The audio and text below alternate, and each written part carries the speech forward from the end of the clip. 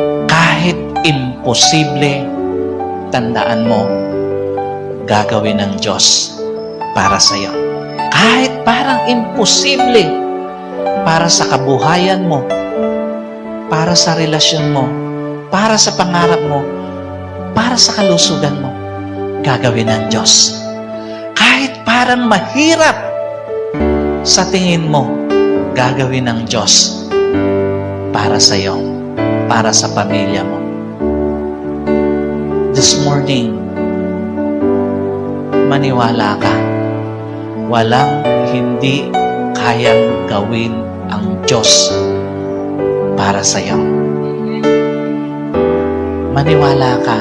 Today is the day of your freedom. Palalayain ka ng Diyos sa isang relasyon na hindi mo deserve. Today, kasama sa dahilan bakit muling nabuhay ang Panginoon ay para palayain ka sa isang kabuhayan na hindi mo deserve. Sa isang pangarap na hindi mo deserve, sa isang kalusugan na hindi mo deserve. Maniwala ka, today is your freedom para sa bagay, para sa buhay, para sa isang journey na hindi para sa